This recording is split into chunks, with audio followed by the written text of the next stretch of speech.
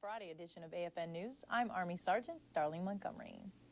Topping off our news, another commander moves on. Saying goodbye is never easy, but it's a way of life in the military. Today at the Mutsu Officers Club, the Navy Communications Detachment, or NAVCOM, said goodbye to Lieutenant James Cooley and welcomed their new commander, Warrant Officer Bowen. Airman Robert Grenenz attended the ceremony and reports Lieutenant Cooley came up through the ranks the hard way and will be missed. What I'm impressed about James is his ability to lead and his ability to make sure that everybody is extremely well taken care of. James Cooley started his naval career as a young enlisted sailor, but after 15 years, hard work, and the limited duty officer program, he now wears the rank of lieutenant junior grade. I came up through what we call the limited duty officer program. What it consists of is they take senior petty officers or chief petty officers who meet the criteria, who have worked hard to achieve a goal, and you compete among others, and the top 1 or 1% is selected for commissions in this program. Lieutenant Cooley knows what life is like from both sides of the military fence. Petty Officer O'Connor worked under James for 2 years and says the lieutenant has taught him how to achieve. It's made me a better sailor. I don't need anyone, I don't need anyone to tell me what to do. I just take initiative and get things done, things that I know that need to be done, and just take care of them, because Mr. Cooley showed me how to do that. I would like to share some of my experience, personal and professional, that I endured at Misawa. Lieutenant Cooley spoke of the experiences he's encountered at Misawa Air Base, and then he left his sailors with a parting message. My parting wish for you men and women of my detachment is that you will place your faith, develop your fine madness, and seeing life not as it is, but as it should be. Thank you. James heads to Hawaii to mold sailors and teach them how to achieve, while the NAVCOM sailors on Misawa welcome their new commander, Warrant Officer Bowen. Airman Robert Grenenz, AFN News. We put forth our best effort, and we excelled. Internet service at overseas military bases has been projected to become the #1 quality of life issue in the next couple of years. Today, it's pretty high up on the list for military families who want to keep in close contact with friends and relatives all over the world. The Misawa Internet people over at the AT&T Surf Shop are well aware of the importance and popularity of their service. That's why they have to temporarily hold off new customers desiring in-home service. We have more on surfing the Internet at Misawa. The demand for Internet services at Misawa have made things difficult for those who want to join and have an immediate Internet service provider. The reason, high network usage. That means that the system is near its maximum capacity. In order to provide a good service for those who are online now, AT&T must limit the amount of people who can use its services. Beamer Anaka is AT&T Surf Shop manager. She says that she hopes that people will understand. We're very sorry. We're very sorry for this, but we hope they understand our reasoning behind this. We're trying to help everybody. We wouldn't want them to sign up and to not get the most for their money. We want them to be happy, and we also want to keep the customers we have on board with us now happy. We owe it to them. They've been very patient, and they've been great, so we want to keep this a quality network.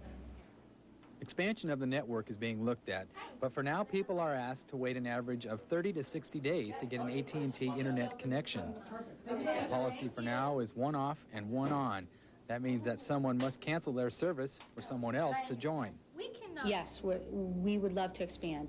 We're looking into that right now, and as soon as we hear, we'll let everyone know. For those who need to use the internet, an hourly service is available at the Surf Shop. Air Force Sergeant Scott Williams, AFN News. Stay right where you are. We have a lot more local news coming up, including some flag wavers at the Potter Fitness Center.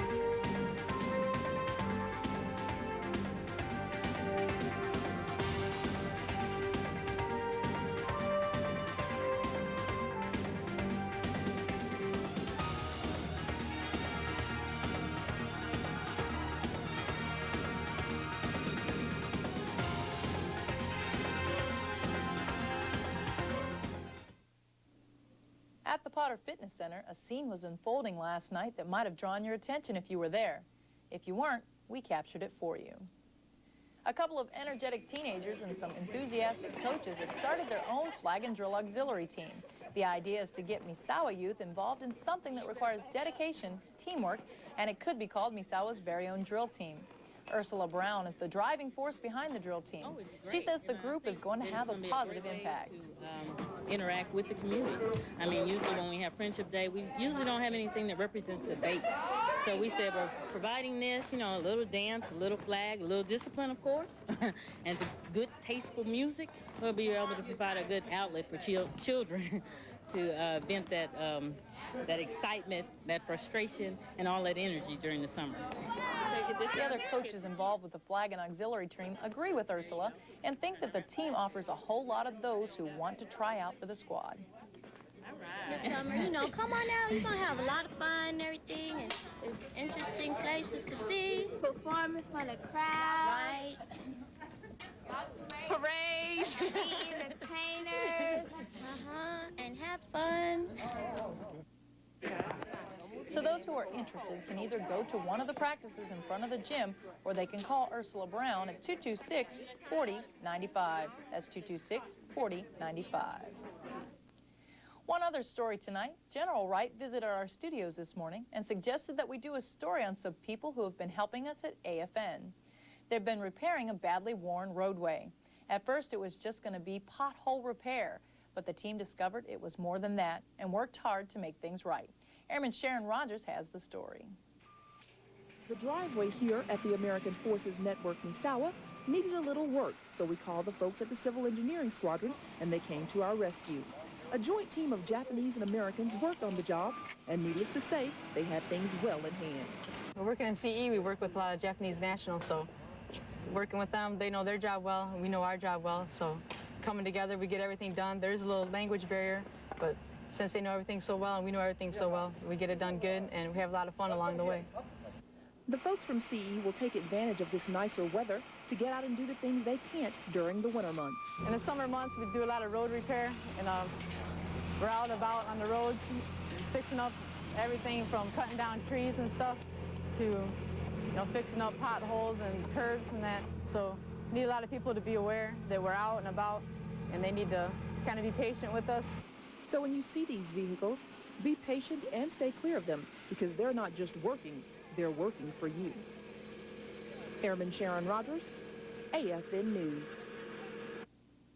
We'd really like to thank the folks for fixing our road.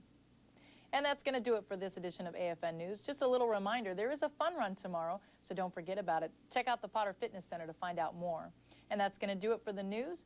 From all of us here at the American Forces Network, we hope that you have a great weekend. Join us back here again at 6:10 and 10:10 Monday. I'm Army Sergeant Darlene Montgomery. Have a good evening.